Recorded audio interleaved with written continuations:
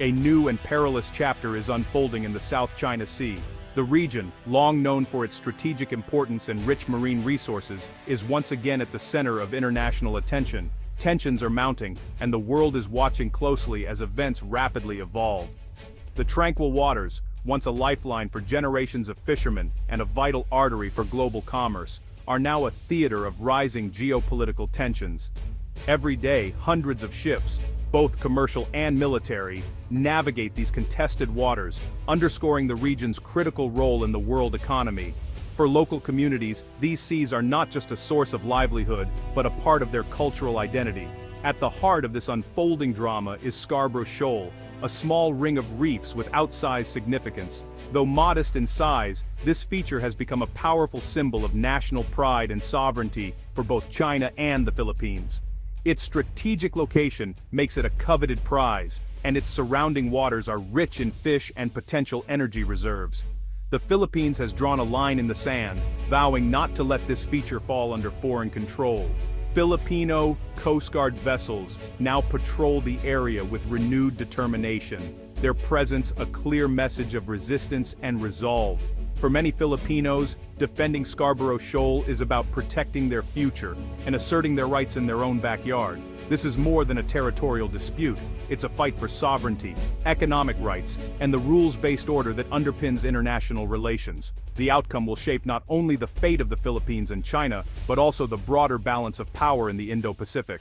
Protests in Manila and heated diplomatic exchanges highlight the deep emotions and high stakes involved. The stakes are high for Manila and the entire Indo-Pacific. The South China Sea is a crossroads for global trade, with trillions of dollars worth of goods passing through each year. Any escalation here could disrupt supply chains and impact economies far beyond the region. China, with its sweeping 9-line claim, sees the shoal as its own, citing historical rights and strategic interests. Meanwhile, the Philippines views it as an integral part of its heritage and exclusive economic zone, backed by international law. The clash of these narratives has fueled a cycle of confrontation and mistrust. Recent confrontations, marked by aggressive Chinese maneuvers and tense standoffs, have pushed the dispute to a boiling point. Each encounter at sea carries the risk of miscalculation, raising fears of a broader conflict that could draw in other regional and global powers. The Philippines, under new leadership, has abandoned passive diplomacy for a more assertive, transparent strategy. Government officials now speak openly about the challenges they face, rallying domestic and international support for their cause. The shift in approach signals a new era in the country's foreign policy. The world is watching, as the outcome could set a global precedent for handling maritime disputes. International organizations, neighboring countries, and global powers are all weighing in, recognizing that what happens here could influence similar conflicts elsewhere. The line has been drawn. Scarborough Shoal is now the front line of a defining geopolitical contest. As the sun sets over these contested waters, the world waits to see what the next chapter will bring in this high-stakes saga. To truly grasp Manila's unwavering resolve in the South China Sea, we must revisit a pivotal chapter in its recent history, a chapter that continues to shape its foreign policy and national psyche to this day. This story begins with the cautionary tale of Mischief Reef, a remote outcrop that became a symbol of lost opportunity and hard-learned lessons for the Philippines. In 1995, China quietly started building so-called fishermen's shelters on Mischief Reef, catching the Philippines and much of the world off guard. What seemed at first like a minor encroachment would soon reveal much larger ambitions. Despite repeated diplomatic protests and international concern, these modest shelters rapidly transformed into a sprawling, fortified artificial island. Today, Mischief Reef boasts a runway, radar domes, and military installations, an unmistakable projection of power in contested waters. The loss of Mischief Reef was not just a strategic setback, it was a psychological blow to the Philippines. It demonstrated how territory could be seized and transformed without a single shot being fired, simply by exploiting hesitation and ambiguity. Beijing's repeated assurances that the reef would serve only civilian purposes soon rang hollow, as the world watched it become a formidable military outpost. The episode left Manila wary of similar promises in the future. Today, Scarborough Shoal presents a hauntingly similar scenario. one that evokes the same anxieties and sense of urgency. In 2012, after a tense standoff, China seized de facto control of Scarborough Shoal, barring Filipino fishermen from their traditional fishing grounds and asserting its own presence. Now, Manila fears that China is simply waiting for the right moment to begin large-scale reclamation and construction at Scarborough, repeating the same playbook used at Mischief Reef. This time, with the world watching more closely, the painful memory of losing one key feature has forged a rare national consensus in the Philippines. It cannot, and must not, happen again. The stakes are now understood by all. The specter of Mischief Reef looms over every patrol, every diplomatic note, and every negotiation about Scarborough Shoal. It is a constant reminder of what is at risk. For Manila, vigilance is no longer just a policy. It is seen as the very price of sovereignty, and the only way to ensure that history does not repeat itself in these contested waters.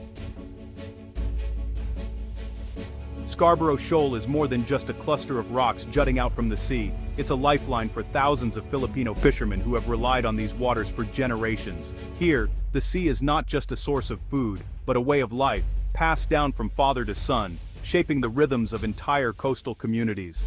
The shoal stands as a powerful symbol of national identity and pride for the Philippines, representing not only territorial rights, but also the resilience and unity of its people. When access to these rich fishing grounds is denied, it strikes at the very heart of these communities' livelihoods. Families face dwindling catches, economic hardship, and the erosion of traditions that have defined their existence for centuries. Strategically, the shoal's close proximity to Luzon, the Philippines' largest and most populous island, makes it a critical point for national security. Control over Scarborough Shoal means control over vital sea lanes, and a buffer for the Philippine mainland. If China were to establish a military outpost here, it could directly threaten Manila, the capital, and shift the balance of power in the region.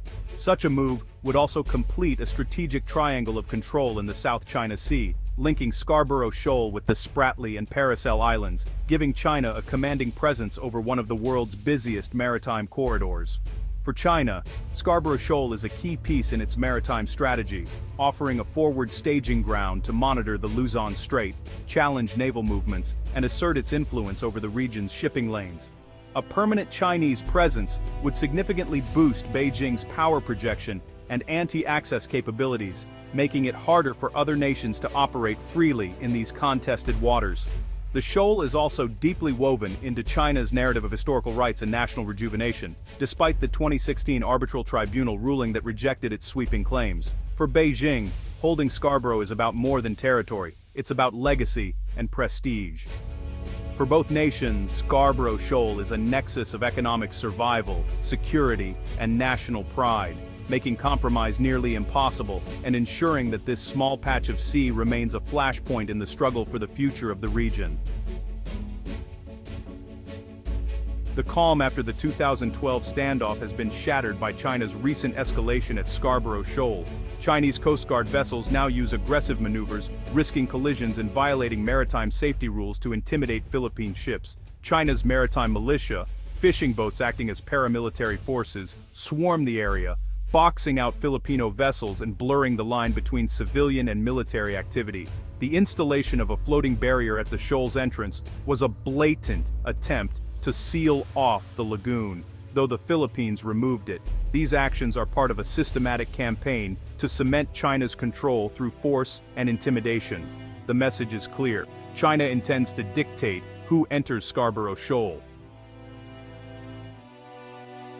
China's use of high-pressure water cannons against Philippine vessels marks a dangerous escalation. These attacks have damaged ships and endangered crews, targeting even humanitarian missions delivering supplies to fishermen. Earlier, a Chinese Coast Guard vessel aimed a military-grade laser at a Philippine ship, temporarily blinding crew members, a reckless act condemned internationally. These incidents provide undeniable evidence of Chinese aggression, easy for the world to understand. Videos of massive ships blasting smaller ones with water cannons have become powerful symbols of bullying. The Philippines now uses these confrontations as the centerpiece of its transparency strategy. The David and Goliath struggle is no longer abstract, it's visible for all to see. Scarborough will not become another Mischief Reef is now the rallying cry of Philippine foreign policy. It's a promise to the Filipino people: the mistakes of the past won't be repeated. The slogan unifies public opinion and signals to Beijing that Manila is alert to China's long-term playbook. By invoking the 2016 Arbitral Award, the Philippines frames its actions as a legitimate defense of its rights under international law. This stance raises the diplomatic cost for China and builds a strong legal and moral foundation for Manila's actions. The Philippines is no longer reactive, it's shaping the narrative and taking calculated risks. The government has decided that losing Scarborough would be costlier than standing up to Beijing. Defiance is now policy. Facing a power imbalance, the Philippines has adopted radical transparency. Every Chinese provocation is documented and publicized, with journalists embedded on patrols and footage released in near real time. This strategy turns confrontations into global media events, exposing China's coercion and countering its narrative. The steady stream of evidence wins international support and builds domestic unity, transforming a distant dispute into a patriotic cause. Transparency gives Manila control of the story and the political space to stand firm. Allies are more likely to support the Philippines when they see clear proof of aggression. The tactic internationalizes the dispute, making it a concern for all who value freedom of navigation. Information has become Manila's tool of power. The Scarborough Shoal standoff has global implications. The U.S. has reaffirmed its defense treaty with the Philippines, warning China that escalation could trigger a broader conflict.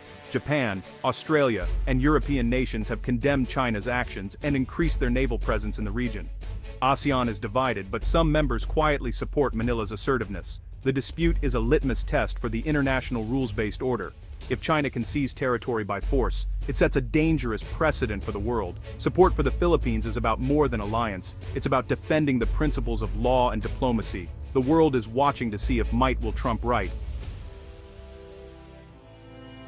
As of November 2025, Scarborough Shoal remains a volatile stalemate. The best-case scenario, Manila's transparency and international pressure force China to de-escalate, allowing Filipino fishermen to return. More likely is a tense status quo, endless confrontations with both sides locked in a war of nerves. The most dangerous scenario, China escalates, imposing a blockade or building a military outpost, risking a regional crisis. Such a move would force the Philippines and the U.S. to make tough choices, raising the specter of armed conflict. For Manila, protecting Scarborough is now a defining issue of sovereignty and security. The immediate goal, prevent another Mischief Reef. The long-term goal, regain unimpeded access and have sovereign rights respected. The path ahead demands courage, patience, and diplomacy. The fate of these reefs will signal whether the world is ruled by law or by force.